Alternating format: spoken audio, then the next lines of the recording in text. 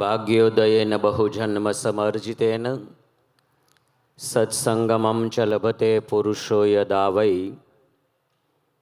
અજ્ઞાનહેતુકૃતમોહમદંધકારં નાશં વિધાય હિ તદોદયતે વિવેક. નિત્યાનંતા અનવધિકાતિશયા અસંખ્યેય કલ્યાણ ગુણગણ મહોદધે નિખિલ હેય પ્રત્યનિક પરમ બ્રહ્મ ભગવાન શ્રી સ્વામિનારાયણ પવિત્ર લોયાધામને આંગણે શ્રી લોયાધામ પરિવાર આયોજિત મુક્ત મુનિ મહોત્સવ એવં સદગુરુ શતાબ્દી મહોત્સવ પ્રસંગે આ સમગ્ર મહોત્સવના આયોજક પ્રયોજક નિર્માતા સદગુરુ શાસ્ત્રી સ્વામી શ્રી ઘનશ્યામ પ્રકાશદાસજી સ્વામીજી, એમનું સમગ્ર સંત મંડળ, પૂજ્ય દિવ્ય વલ્લભ સ્વામી વગેરે વરિષ્ઠ સંતો, સભામાં ઉપસ્થિત સૌ બ્રહ્મનિષ્ઠ સંતો અને આપ સૌ દરેક વાલા સત્સંગી હરિભક્તો ભાઈઓ બહેનો સૌને જય સ્વામિનારાયણ. લોયાધામ એ સ્વામિનારાયણ સંપ્રદાયનું હૃદય કહેવાય છે. શ્રીમદ સત્સંગી જીવનમાં ભગવાન શ્રી સહજાનંદ સ્વામી લોયા ગામના ગામધણી સુરા બાપુ, હું ઘણીવાર શાસ્ત્રીજી મહારાજ સુરા બાપુ ઉપર પ્રવચન આપે, ઘણા મેં સાંભળ્યા છે. એમની જે પ્રતિભા હતી, સુરા બાપુની જે કાંતિ શોભા દ્યુતિ જે હતી, એને 4 ચાંદ લગાડી દે એવો મહોત્સવ પૂજ્ય સ્વામીજીએ લોયાધામને આંગણે આયોજિત કર્યો છે. કારણ કે આ બધા મહામુક્તો એ કોઈ સામાન્ય વ્યક્તિઓ નહોતા. એવા જ એનાથી પણ સમર્થ જે ગુરુ પરંપરાનું અહીંયા પૂજન થયું એ આદિગુરુ રામાનંદ સ્વામીથી લઈને મુક્ત મુનિ અને નંદકિશોર સ્વામી સુધીના બધા સદગુરુઓ, એ આ સંપ્રદાયની અંદર ભગવાન સ્વામિનારાયણના સર્વજીવ હિતાવહ સિદ્ધાંતને ઘરે ઘરે પહોંચાડવા માટે એમનું બહુ જ મોટું યોગદાન છે. એમાંય મુક્તાનંદ સ્વામીની જે સમજણ છે એને આપણી માનવ બુદ્ધિ ક્યારેય ન નક્કી કરી શકે, એને ક્યારેય પામી ન શકે. મુક્તાનંદ સ્વામી આવા સમર્થ, જેને સ્વામિનારાયણ ભગવાન સ્વયં ગુરુ તરીકેનું સન્માન આપતા હતા. જ્યારે આ મુક્તાનંદ સ્વામી એ સ્વામિનારાયણ ભગવાનને જ્યારે સર્વોપરી ભગવાન સહજાનંદ સ્વામીના પ્રભાવને સમજ્યા છે, પછી એમના જીવનમાં ક્યારેય પણ ભગવાન પ્રત્યે કોઈ શંકા સંદેહ આવું એમના જીવનમાં રહ્યું નથી. અને આવી જ ભગવાન પ્રત્યેની નિષ્ઠા એ પરંપરાના સદગુરુ શાસ્ત્રીજી મહારાજ શ્રી ઘનશ્યામ પ્રકાશદાસજી સ્વામીમાં એમની કૃપાથી છે. ભગવાન સહજાનંદ સ્વામી એ સુરા બાપુ અને મુક્તાનંદ સ્વામીના માધ્યમથી સમગ્ર સત્સંગ સમાજને અને સારાઈ સ્વામિનારાયણ સંપ્રદાયને 2 દ્રષ્ટિબિંદુ આપ્યા છે.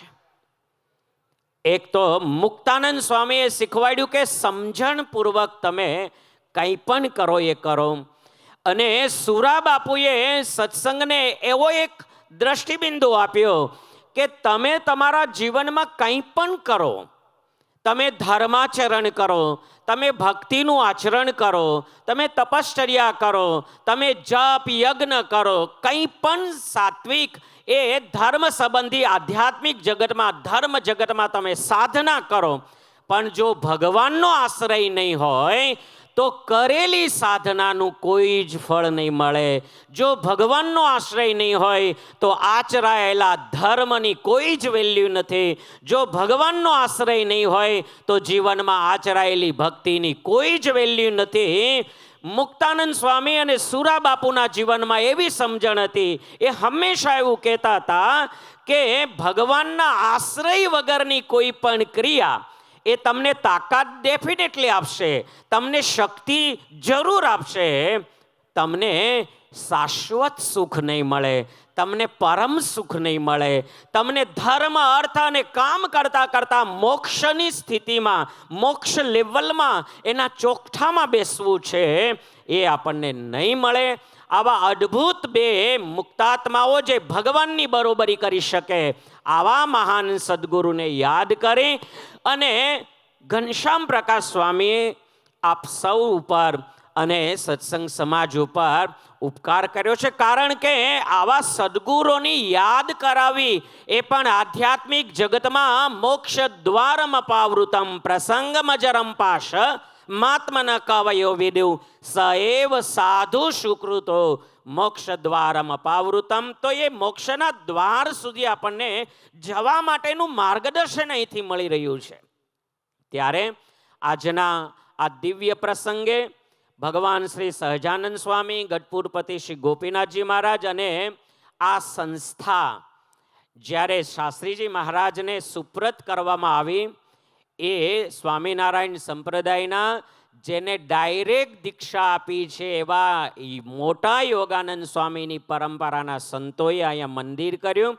અને આ જ પરંપરાના મહાન વિદ્વાન, આપણે એમ કહીએ કે દુનિયાના ધર્મ અને ભારતીય તત્વજ્ઞાન ઉપર જેમણે પીએચડી કર્યું છે, એવા અમારા સૌના આદરણીય સદગુરુ શાસ્ત્રી સ્વામી શ્રી હરિપ્રકાશદાસજી સ્વામીએ શાસ્ત્રી સ્વામીને આ જવાબદારી સોંપી. અને આજે આ માહોલ જોઈ એ પરંપરાના સંતના નાતે મને એટલું ગૌરવ થાય છે કે શાસ્ત્રીજી મહારાજ, અમારા જે દાદા હરિપ્રકાશદાસજી સ્વામી, એમણે જે ચોઈસ કરી છે એ પરફેક્ટ કરી છે. કારણ કે આ 3 ગામના તરભેટામાં લોયાધામ છે. મને ખબર છે, હું પણ નારાયણપ્રિયદાસ સ્વામી સાથે ઘણીવાર અહીંયા એ સમયના શાકોત્સવમાં કથા માટે આવતો હતો અને મને ખ્યાલ છે અહીંની સ્થિતિ.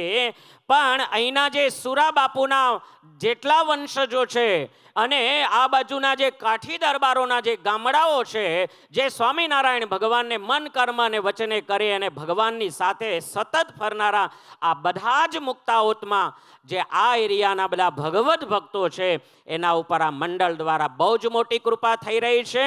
અને અહીંયા જે મંદિરનું નિર્માણ થઈ રહ્યું છે, મેં જોયું, મને એમ લાગે છે કે વોલ સ્વામી સંપ્રદાય, એટલે કે ન કેવલ ઓનલી વડતાલ ગાદી, અમદાવાદ ગાદી, જે સ્વામિનારાયણ ભગવાનના નામથી ચાલતી ઓલ સંસ્થાઓમાં જે નમૂનાદાર મંદિર છે, એ મને લાગે છે કે લોયાધામમાં જ બની રહ્યું છે અને એ અદ્વિતીય છે. અને એટલે ઘણી વખત શાસ્ત્રીજી મહારાજે આસ્થા, અવસ્થા અને વ્યવસ્થાના સંદર્ભમાં બધું જ અહીંયા ધ્યાન રાખ્યું છે. એટલે ઘણીવાર શું થાય, કોઈની ચાલ મસ્ત હોય, કોઈનો માલ મસ્ત હોય અને કોઈની વાત મસ્ત હોય.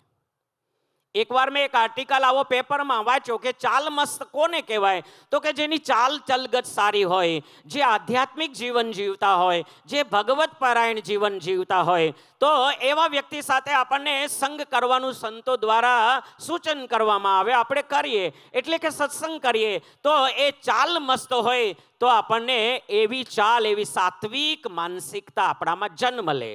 કોઈનો માલ મસ્ત હોય તો એને કહેવાય કે માલ મસ્ત એને કે જે બોલે તો સારું બોલે, જે વાત કરે તો સારું કરે, જેના સત્સંગથી પરમ શાંતિ થાય, તો એ ચાલ મસ્ત છે. હાલ મસ્ત, ચાલ મસ્ત અને કામ મસ્ત.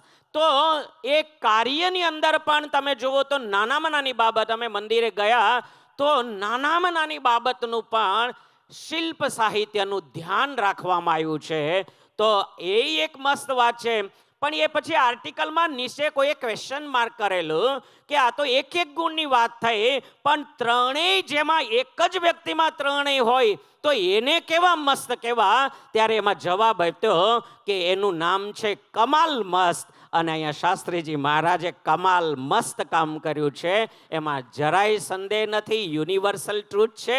સ્વામિનારાયણ ભગવાનને પ્રાર્થના કે એમના જીવનમાં ભગવાન અને ગુરુ પ્રત્યેની નિષ્ઠા દ્રઢ થાય અને સંપ્રદાયની સેવા થાય એવી ગોપીનાથજી મહારાજના ચરણોમાં પ્રાર્થના કરું છું.